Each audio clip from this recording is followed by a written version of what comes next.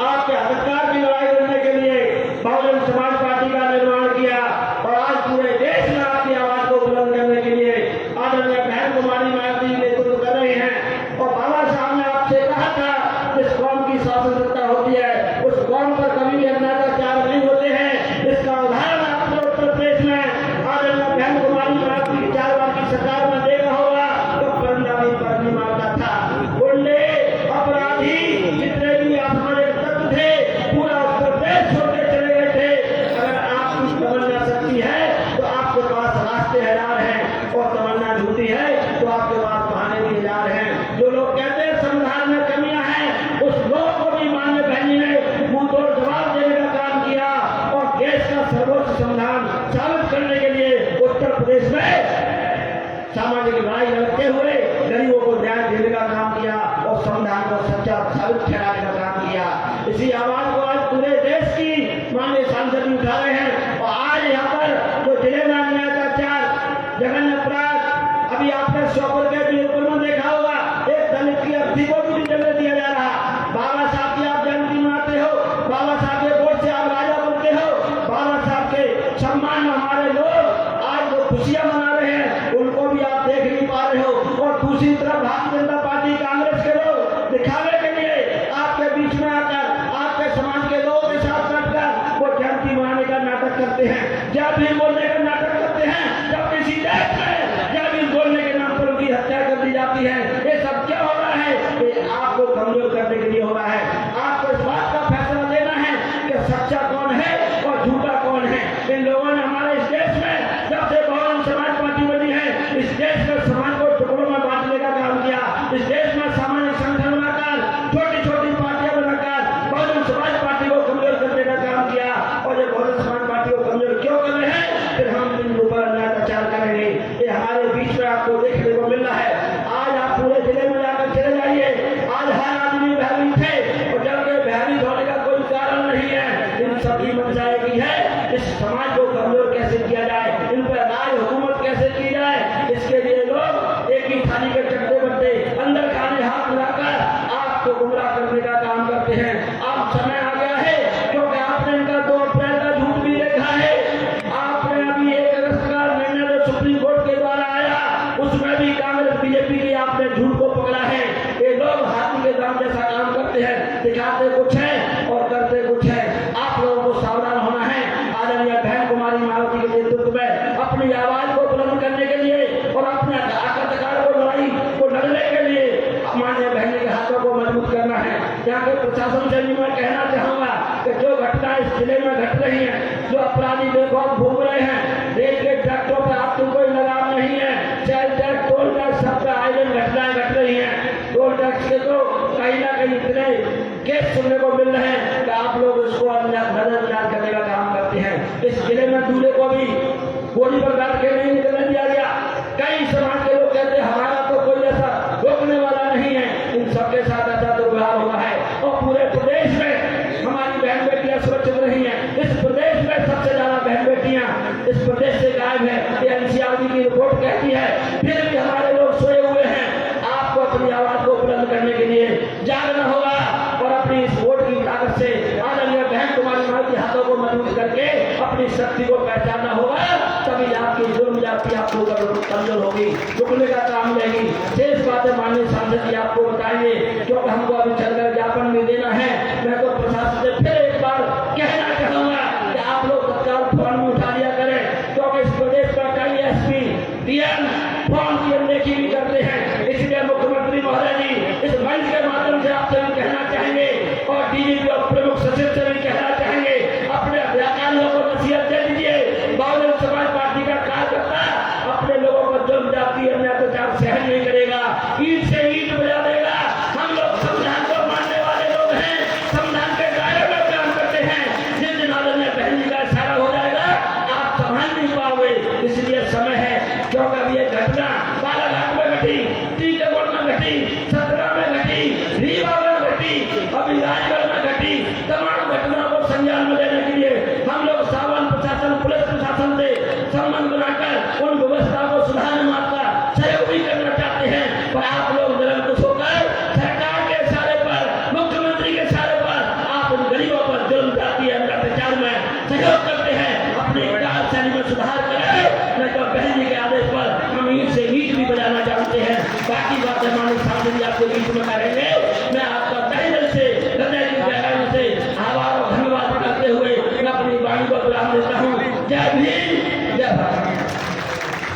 धन्यवाद माननीय प्रदेश अध्यक्ष जी। मैं इसी क्रम में बुलाना चाहूंगा केंद्रीय प्रदेश प्रभारी माननीय एडवोकेट दिलीप बोस जी आए और वो अपनी बात रखेंगे। सभी लोग जोरदार तालियों से स्वागत करें।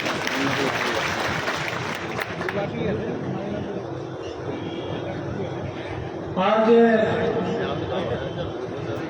मुरैना की धरती पर विशाल जन आक्रोश रैली में अपनी बात शुरू करूं, उससे पहले बहुजन समाज में पैदा हुए सभी संतों, गुरुओं, महापुरुषों के चरणों में श्रद्धा के सुमन अर्पित करते हुए हम सबके एकमात्र नेता, हम सबके मान सम्मान स्वाभिमान की प्रतीक आदरणीय बहन कुमारी मायावती जी की दीर्घायु की कामना करते हुए इस रैली का नेतृत्व कर रहे बहुजन समाज पार्टी के राज्यसभा के सांसद, हम सबके मार्गदर्शक, सड़क से लेकर सदन तक दलितों, पिछड़ों, मजलूमों की आवाज को बुलंद करने का काम करने वाले माननीय इंजीनियर रामजी गौतम साहब, मंच पर ही विराजमान पार्टी के प्रदेश के अध्यक्ष सम्मानित इंजीनियर रमाकांत पिप्पल जी, प्रदेश के उपाध्यक्ष सम्मानित सुनील बघेल जी, प्रदेश के महासचिव सम्मानित रमेश गर्ग जी, दूसरे महासचिव सम्मानित गंभीर सिंह नगरिया जी एवं मंच में विराजमान सभी जोन के इंचार्जगण, जिले के सभी वरिष्ठ पदाधिकारी, कार्यकर्ता साथियों, सम्मानित साथियों, समय कम है, माननीय साहब को आप लोगों को सुनना है और अभी हम लोगों को यहाँ से 1 किलोमीटर आगे जाकर के डीएम महोदय को ज्ञापन भी सौंपना है। माननीय साहब आपके बीच में विस्तार से बात रखेंगे, लेकिन इस मौके पर मैं थोड़ी सी बात जरूर कहना चाहता हूँ। साथियों, माननीय साहब कांसीराम जी ने कहा था कि इस देश में जैसे जैसे आप आगे बढ़ेंगे तो आपको तमाम जो मनवादी ताकतें हैं आपको रोकने का काम करेगी। इस देश में आपके साथ जुर्म ज्यादती होगी, आपकी बहन बेटी की इज्जत आबरू भी लूटी जाएगी, आपके भाइयों की हत्या भी की जाएगी, आपके बेटे को घोड़े से उतारा भी जाएगा, आपके बेटे के, आपके बुजुर्गों का अपमान भी किया जाएगा।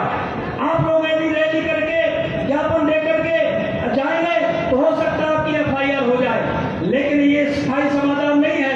यदि आप लोग वास्तव में इस देश में मान सम्मान की जिंदगी जीना चाहते हैं, यदि वास्तव में आप लोग इस देश का हुक्मरान बनना चाहते हैं, तो आपको एक नेता, एक झंडा के नीचे आकर के अपनी ताकत को दिखाने का काम करना होगा।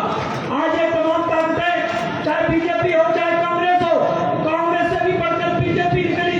वैसे तो आपने देखा होगा कि बीजेपी कांग्रेस की सरकारों में हमारे लोगों पर जुर्म ज्यादती होती थी, दूल्हे की जो बारात होती थी उसको रोका जाता था, लेकिन ये भारतीय जनता पार्टी की सरकार में तो हमारी शव यात्रा रोकने का भी काम ये भारतीय जनता पार्टी की निर्लज सरकार करने का काम कर रही है। ऐसे इस प्रकार के तमाम मामले पूरे देश प्रदेश में आ रहे हैं। माननीय साहब पूरा विस्तार से आपके बीच में रखेंगे, लेकिन मैं आप लोगों से इस मौके पर निवेदन करना चाहता हूँ, यदि आपको स्थायी समाधान ढूंढना है, यदि आपको स्थायी इससे समाधान पाना है, तो ये बीजेपी कांग्रेस के जो तमाम संविधान बचाने का ढोंग करते हैं, इन्हीं के लोग हमारे लोगों पर जुर्म ज्यादती करते हैं। इन लोगों के बहकावे में हमको नहीं आना है। ये कांग्रेस और बीजेपी के लोग एक ही सिक्के के दो पहलू हैं, इसलिए हम दोनों को सावधान रहना है।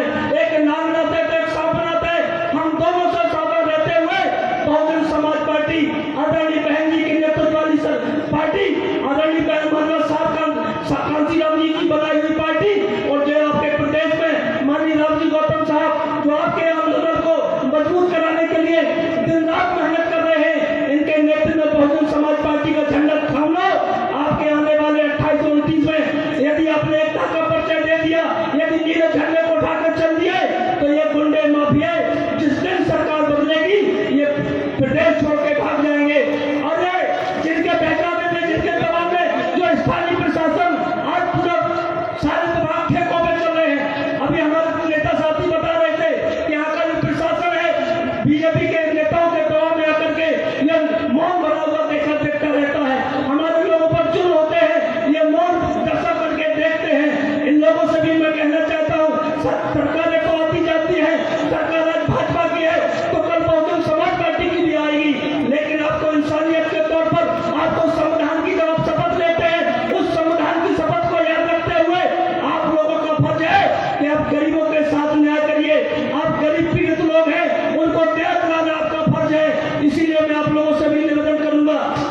जुल्मी लोग हैं, ये ऐसे नहीं मानेंगे।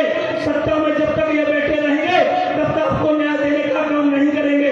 इनको सत्ता से बेदखल करना है।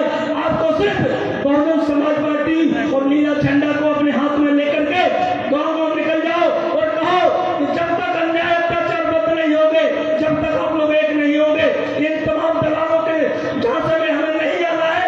हम ऐसे आदरणीय बहन जी के हाथों को मजबूत करते हुए बहुजन समाज पार्टी के साथ मिलकर हमें कंधे से कंधे मिला के चलना है। आप माननीय साहब को सुनेंगे। इसी बात के साथ मैं अपनी बात को बढ़ा दूंगा। धन्यवाद। जय भीम, जय भारत। धन्यवाद आदरणीय बहुत जी। अब मैं बुलाना चाहूंगा जिनका आप काफी लंबे समय से इंतजार कर रहे हैं, देश के उच्च सदन में दलित, पिछड़ों एवं गरीबों की आवाज बुलंद करने वाले डायनामिक लीडर, नेशनल कोऑर्डिनेटर माननीय इंजीनियर रामजी गौतम साहब को बुलाने से पहले मैं नारों में आप लोगों का सहयोग चाहूंगा। बाबा साहब अमर रहे, बाबा साहब अमर रहे, बहन कुमारी मायावती जी जिंदाबाद, बहन कुमारी मायावती जी जिंदाबाद, माता काशी राम जी अमर रहे, माता बलेडी अमर रहे। सर्व समाज के सम्मान में, सर्व समाज के सम्मान में, सर्व समाज के सम्मान में। अरे भी तो ये अन्याय है, अरे भी तो ये अन्याय है। भाजपा सरकार तेरी तानाशाही, भाजपा सरकार तेरी तानाशाही। मैं बुलाना चाहूंगा माननीय राज्यसभा के सदस्य इंजीनियर रामजी गौतम साहब आए और हम सभी कार्यकर्ताओं को संबोधित करेंगे। माननीय रामजी गौतम साहब, नेशनल कोऑर्डिनेटर बसपा। सभी जोरदार तालियों से स्वागत करेंगे।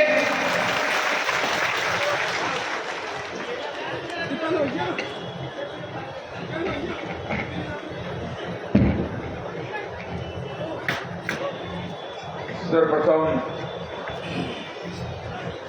करुणा के सागर तथागत गौतम बुद्ध, सामाजिक परिवर्तन के अग्रदूत, शिक्षा के जनक महात्मा ज्योतिबा फूले, आरक्षण के जनक कुर्मी राजा छत्रपति साहू जी महाराज, भारतीय संविधान के रचयिता, बौद्ध सत्व, भारत रत्न परम पूज्य बाबा साहब डॉक्टर भीमराव अंबेडकर, दलितों, पिछड़ों, गरीबों, मुस्लिमों को राजनीति की मुख्य धारा में लाने वाले बांसेर DS4 बहुजन समाज पार्टी के संस्थापक मान्यवर श्री कांसी राम साहेब एवं बहुजन समाज में जन्मे उन तमाम संतों, गुरुओं और महापुरुषों के चरणों में श्रद्धा के सुमन अर्पित करते हुए साथ ही बहन कुमारी मायावती जी को अपना आदर्श नेता मानते हुए और आज मुरैना के इस धरती पर बहुजन समाज पार्टी के तत्वाधान में जिले भर में हो रहे जुल्म, जाति, अत्याचार, अन्याय, जघन्य घटनाओं को लेकर के भाजपा सरकार की जन विरोधी नीतियों के विरोध में हो रहे विशाल आंदोलन और इस विशाल रैली में हमारे बीच में उपस्थित केंद्रीय स्टेट कोऑर्डिनेटर दिलीप गौर जी, प्रदेश के अध्यक्ष इंजीनियर रमाकांत पिप्पल जी, प्रदेश के उपाध्यक्ष सुनील बघेल जी, प्रदेश के महासचिव रमेश गर्ग जी, प्रदेश के महासचिव गंभीर सिंह नवरिया जी, जोन प्रभारी विद्याराम कौशल जी, जोन प्रभारी इंजीनियर अमृतलाल टैगोर जी, जोन प्रभारी भीमसेन पहाड़िया जी, जोन प्रभारी बसपा ग्वालियर राय सिंह बौद्ध जी, जोन प्रभारी पिपौड़िया जी,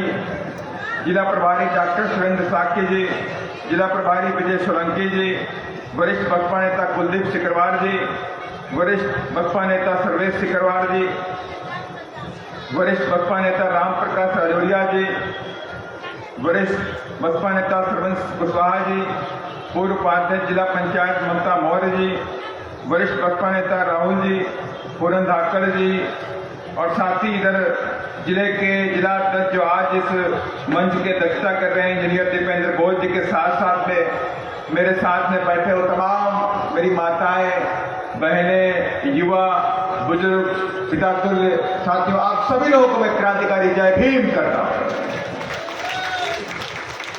और निश्चित तौर से आज की ये विशाल आंदोलन मुरैना के अंदर एक बड़ा संदेशा लेके जाने वाला। तुम हमें रोक नहीं सकते, तुम कितनी भी ताकत लगा लो बीएसपी के बढ़ते कदमों को रोक नहीं सकते, और तुम मेरी जवान से जय भीम का नारा रोक नहीं सकते। आप एक गोली चलाओगे, दो गोली चलाओगे, लेकिन करोड़ों जय भीम बोलने वाले आज भारत में पैदा हो चुके हैं और डरने वाले भी नहीं है।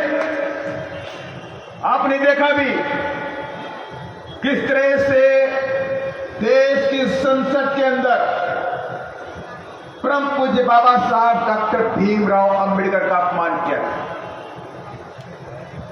और उसके विरोध में पूरे देश के अंदर 14 अप्रैल को नीली क्रांति देखने को मिली, जैसे पहले 2 अप्रैल को देखने को मिली थी 2018 में। बाबा साहब के मानने वालों में जुनून था, जोश था, जय भीम के नारे, गगनभेदी नारे पूरे देश में गूंज रहे थे। लेकिन ये बात सामंतवादियों को अच्छी नहीं लगी, उन मनवादियों को अच्छी नहीं लगी। जो लोग बाबा साहब से नफरत करते हैं, जो लोग संविधान से नफरत करते हैं, उन्हें अच्छी नहीं लगी। इतनी बड़ी संख्या में नीले गमछे, जय भीम के नारे, बसपा के झंडे, जय भीम वाले युवा पूरे देश में गांव-गांव दुल्हन की तरह सजा हुए गांव दिखाई पड़ रहे थे। ये उनको हजम नहीं हुआ। इन लोगों ने हमें रोकने का प्रयास भी किया। उत्तर प्रदेश के अंदर भाजपा की सरकार है, मध्य प्रदेश में भाजपा की सरकार है। जब हमारे लोग उनसे रिक्वेस्ट करने गए कि हम बाबा साहब की जयंती मनाना चाहते अपने गांव के अंदर, तो बोले इसकी परमिशन नहीं मिलेगी। क्यों परमिशन नहीं मिलेगी? बोले कि नई परंपरा पड़ जाएगी। तो हमारे लोगों ने कहा, अरे नई परंपरा क्या मतलब है? बाबा साहब डॉक्टर भीमराव अंबेडकर हमारे भगवान थे, भगवान है और भगवान रहेंगे। और ये परंपरा नई नहीं है, ये परंपरा आज 78 सालों से चली आ रही है और जय भीम वाले बाबा साहब को अपना भगवान मानते हैं, भगवान मानते रहेंगे। आप रोक नहीं सकते। तमाम सरकारी बंद से लगाई गई। किस तरह से नीला सैलाब, नीली क्रांति जो 14 अप्रैल को दिखाई पड़ी, पूरे देश में रोका जाए, लेकिन विरोधी पार्टियां पूरी तरह से फेल नजर आई हमारे नौजवान साथियों के साथ में। और मैं कहना भी चाहता हूं, बिहार के अंदर भारतीय जनता पार्टी का गोपालगंज का एमएलए, उसने बात बोली जय भीम वाले क्रिमिनल होते हैं। क्या बोला? कि जय भीम वाले क्रिमिनल होते हैं। और ये भी कहा कि जय भीम का नारा तो बीएसपी लेके आई। अरे मुझे गर्व है कि माननीय कांसीराम साहब ने, बहन जी ने जय भीम का नारा दिया है। मुझे गर्व है, मुझे प्राउड है। जय भीम बोलूंगा, एक नहीं 1000 बार बोलूंगा। तुम्हें जो करना है करके देख लो। तुम गोली चलाओगे, हमारे सीने खुले हैं, लेकिन जय भीम की आवाज निकलेगी। मेरे साथ इधर सोनू जाटव बैठा हुआ है, रानू जाटव, सोनू जाटव, संजय जाटव की हत्या कर दी गई जय भीम की वजह से। आज आपके सामने रानू जाटव, धनवरिया जाटव घर का है, इसके हाथ में गोली लगी है। ये वो दिलेर बंदा है जिसने जय भीम बोला लेकिन सर नहीं झुकाया। मैं इसके दिलेरी को सलाम करता हूं, नीला सलूट करता हूं। और मैं संजय जाटव को भी सलाम करता हूं जो आज हमारे बीच में नहीं है। गोली खा ली लेकिन जय भीम से समझौता नहीं किया। और यही नहीं, उत्तर प्रदेश के अंदर में भी आगरा के एटा में भी जय भीम बोलने पर उसकी हत्या कर दी गई। और यही नहीं, बिहार के अंदर भी सीतामढ़ी के अंदर अवधेश पासवान ने 14 अप्रैल को पासवान टोला में बाबा साहब की जयंती मनाई और सामंतवादी वहां पर आते, उनसे कहते हैं तेरी हिम्मत हो गई, तूने आज सीतामढ़ी में पासवान टोला में तुमने कैसे बाबा साहब की जयंती मना ली? कहा तेरा एक पनिशमेंट है। उसने बोला गरीब आदमी बोलो क्या मेरा पनिशमेंट है? कहा तुम जय श्री राम बोलो तो मैं तुम्हारी जान बख्श देंगे। कहा नहीं बोलेंगे, मेरी जान ले लो, नहीं बोलेंगे। आज 14 अप्रैल में जय भीम बोलूंगा, जय भीम बोलूंगा, जय भीम बोलूंगा। हार नहीं मानी।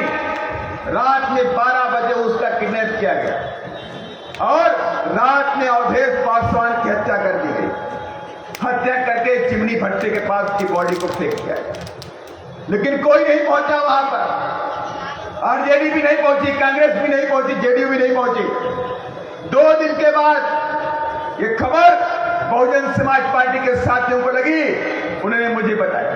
पूरी बीएसपी की टीम उसके घर पे पहुंची, वहां पर तुरंत पहुंची और हमने वहां के एसपी से बात किया, डीएम से बात किया, टीआई से बात किया, अधिकारियों से बात किया, तब जाके शासन प्रशासन वहां पे हरकत में आया। लेकिन फिर क्या हुआ? फिर उन लोगों ने चालाकी करी, उनको लगा कि बीएसपी एक्टिव हो गई, बीएसपी अपराधियों को जेल में पहुंचाने का काम करेगी। उन लोगों ने पोस्टमार्टम की रिपोर्ट को बदल दिया बड़ी चालाकी से। जब हमारी बहु बच्चियों पर अत्याचार करते हैं, जब हम उनको बचाने के लिए जाते हैं, हम उन पर कार्रवाई के लिए आगे बढ़ते हैं, तो पोस्टमार्टम की रिपोर्ट चेंज हो जाती है। कहा अवधेश पासवान की मौत तो हार्ट अटैक से हो गई। अरे रात में परिवार के सामने तुमने उसका किडनैप किया, 3 लोगों ने किडनैप किया, उन पर कोई कार्रवाई नीतीश कुमार ने नहीं किया, वहां की सरकार ने नहीं किया, बीजेपी सरकार ने नहीं किया। और वहां पे हालात इतने बुरे हैं, 14 अप्रैल की जयंती की वजह से कैमूर जिला के अंदर पर्वत गांव पड़ता है, 21 दलित समाज के लोगों के ऊपर कहर बरपाया गया। घर के अंदर बहु बेटियों को मारा गया, कपड़े फाड़े गए, लाठी डंडे से उनके हाथ पैर तोड़ दिए गए, कई लोग जख्मी हो गए। आरजेडी नहीं पहुंची, कांग्रेस नहीं पहुंची, बीजेपी नहीं पहुंची, जेडीयू नहीं पहुंची, और पहुंची तो कौन पहुंची? बहुजन समाज पार्टी वहां के हक अधिकार के लिए लड़ने के लिए पहुंच गई। और लेकिन आज मैं ये बात देख भी रहा हूं और जान भी रहा हूं, पूरे देश के अंदर कश्मीर से कन्याकुमारी, गुजरात से लेकर के आसाम तक बहुजनों की लाइन लड़ने का कोई काम कर रही है, तो एकमात्र पार्टी बहुजन समाज पार्टी, एकमात्र नेता हमारी आदरणीय बहन कुमारी मायावती की करने का। हम सब उन्हीं के निर्देशन में काम करते हैं। उन्हें दर्द है कि मेरे बहुजन समाज पे अत्याचार होता है, लेकिन दूसरी तरफ आपकी ताकत को कमजोर भी करना है। कौन लोग कर रहे हैं? जिन्हें बीएसपी से डर लगता है, जिन्हें बीएसपी से डर लगता है, उन्हें मालूम है कि 2007 में बहुजन समाज पार्टी अपने दम पर उत्तर प्रदेश जैसे राज्य में आ सकती है, तो मध्य प्रदेश में भी आ सकती है, बिहार में भी आ सकती है, गुजरात में भी आ सकती है, राजस्थान में भी आ सकती है। तो बीएसपी को कमजोर किया जाए। बीएसपी को कमजोर करने के लिए भारतीय जनता पार्टी ने, कांग्रेस के लोगों ने अलग अलग जातीय पार्टी, अलग अलग संगठन बनाने का भी काम कर दिया, तमाम नेता पैदा करने का भी काम कर दिया। उनका मकसद ये था कि हमारी और आपकी एकमात्र ताकत है हमारी एकता, हमारी एकता, हमारा संकट। माने कि बाबा साहब ने हमें निर्देश दिया, उपदेश दिया, उसमें कहा शिक्षित बनो, संघर्ष करो, और तीसरी बात कहा संगठित रहो। अगर तुम एक हो जाओगे इस देश के राजा बन जाओगे, और एक हो करके इस देश में तुम्हारे ऊपर हो रहे जुल्म, जाति, अत्याचार हमेशा हमेशा के लिए खत्म कर सकते हो। ये बात बाबा साहब डॉक्टर भीमराव अम्बेडकर ने बोली। लेकिन जब हम उत्तर प्रदेश में सफल हो गए, उत्तर प्रदेश में आदरणीय बहन जी मुख्यमंत्री बनी, अपने दम पर बनी, और 5 साल के शासनकाल में उत्तर प्रदेश में महापुरुषों के सम्मान में बहुजन समाज पार्टी आदरणीय बहन जी की नेतृत्व में काम कर रही थी। पूरे प्रदेश के अंदर बहुजनों का मान सम्मान रखा गया और किसी की हिम्मत नहीं थी, किसी गुंडे, मवाली, बलात्कारी, भू माफिया, जंगल माफिया, बालू माफिया, रेत माफिया, किसी की हिम्मत नहीं थी कि हमारे दबे पिछले बहुजन समाज पर, वंचित समाज पर कोई आंख उठा करके देखे। ये डर और खौफ था माननीय बहन जी का। लेकिन उन्हें मालूम हो गया, बीजेपी को, आरएसएस को, कांग्रेस को मालूम हो गया कि अगर ये सारे एक रहेंगे तो ये बीएसपी पूरे देश में काबिज हो जाए। धीरे धीरे उत्तर प्रदेश से ये मध्य प्रदेश जाएंगे, मध्य प्रदेश से राजस्थान जाएंगे, राजस्थान से दिल्ली की तरफ कूच कर जाएंगे। बीएसपी को रोकना है तो इनकी ताकत को बांटना पड़ेगा। और उसी दिन से इन लोगों ने प्लान बी पे काम शुरू किया। और आज हमारे बीच में तमाम जय भीम वाले पैदा कर दिए गए, जय भीम नारे वाले लोग खड़े कर दिए गए। और मकसद एक था, बीएसपी को कमजोर कर देना। और बीएसपी ऐसे नहीं बनी है। मैं उनसे कहना चाहता हूं, बीएसपी लाखों करोड़ों कार्यकर्ताओं के बलिदान पे आज देश में तीसरे नंबर की राष्ट्रीय पार्टी बनी पड़ी। और ऐसे नहीं है, आज मेरे सामने जो हजारों की तादाद, ये विशाल आबादी यहां बैठी हुई है, ये उनके लिए संदेशा है। आप बीएसपी को कितना भी कमजोर कर लो, बीएसपी कमजोर होने वाली नहीं है। अब युवा जाग चुका है, गांव गांव में संदेशा जा चुका है कि अब आगे जो भी होगा आर पार होगा। और हमारी एकमात्र पार्टी है। मारपीट करी गई, टीकमगढ़ में दलित दूल्हे के ऊपर पत्थर बरसाए गए। ये घटना आम नहीं है, उत्तर प्रदेश के मेरठ में भी घटनाएं घटी। क्यों घटी? क्योंकि आप कमजोर हो गए। अभी हमारे सामने रमेश गर्ग जी बोल रहे थे कि हमारा वोट बैंक वह कर रहा है। हम समझ नहीं रहे कि हमारा कौन अपना है, कौन पराया है, कौन किस मकसद से आपको बेवकूफ बना रहा है। आप पटे हुए हैं। आपने देखा भी कि इसी बड़ी घटना को लेकर के बहुजन समाज पार्टी सबसे पहले एक्टिव हो गई।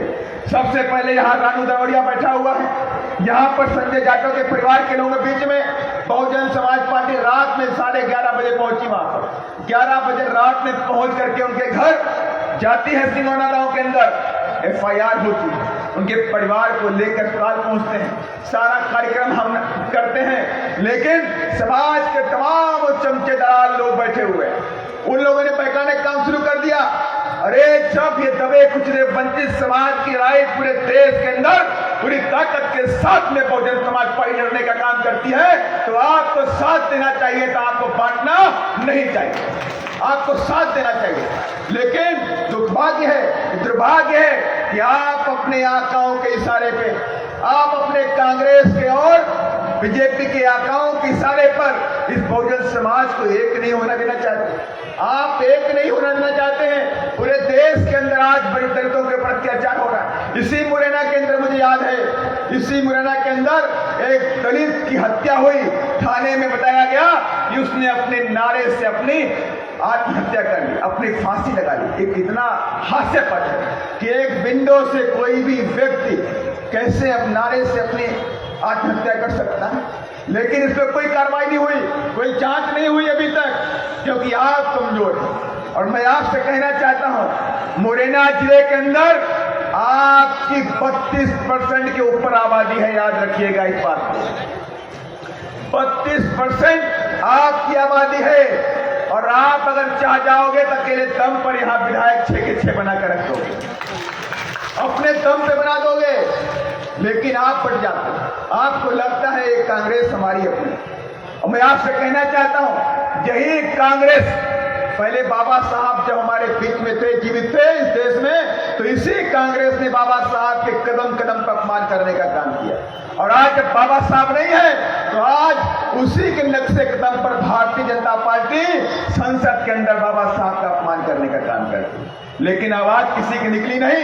जब संसद में आवाज, संसद के अंदर बाबा साहब का अपमान हुआ, किसी नेता की आवाज नहीं निकली। और निकलती है तो आदरणीय बहन कुमारी मायावती जी की डंके की चोट पे कहती है कि बाबा साहब डॉक्टर अम्बेडकर हमारे भगवान थे, भगवान है और भगवान रहेंगे नहीं रहेंगे। और मैं फिर से कहना चाहता हूं, भगवान हमारे थे, भगवान है और भगवान रहेंगे। आज जो ये मंच, माला, अच्छे कपड़े, कुर्सी, मान सम्मान, शिक्षा, नौकरी, जो कुछ भी मिला हुआ है तो देन बाबा साहब डॉक्टर भीमराव अम्बेडकर की। और मैं उनसे कहना भी चाहता हूं, वो भी इसी के समाज से भी कहना चाहता हूं, किसके गलत फहमी में पड़े हुए, किसके इशारे पे आप काम कर रहे हो? अरे ओबीसी के लोगों, मेरे भाइयों, अभी समय है जागने का, जाग जाओ। और माननीय कांसीराम साहब ने आज नहीं बहुत दिन पहले ये नारा दिया था, जिसकी जितनी संख्या बारी उसकी उतनी हिस्सेदारी इस देश के अंदर होनी चाहिए। हमने हिस्सेदारी की बात की थी, हमने कहा था इस देश के अंदर दबे कुचले वंचित समाज ओबीसी को हिस्सेदारी मिलनी चाहिए, हर स्तर में हिस्सेदारी मिलनी चाहिए। और हमारी बात को आपने समझा नहीं, लेकिन मैं फिर कहना चाहता हूं, आप अभी समय है ओबीसी के भाइयों, बाबा साहब को अपना अपना मान लीजिए। बाबा साहब डॉक्टर मेडिकल की वजह से ओबीसी के बच्चे आज इस देश के अंदर कलेक्टर बनते हैं, ओबीसी के बच्चे इस देश के अंदर मिनिस्टर बनते हैं।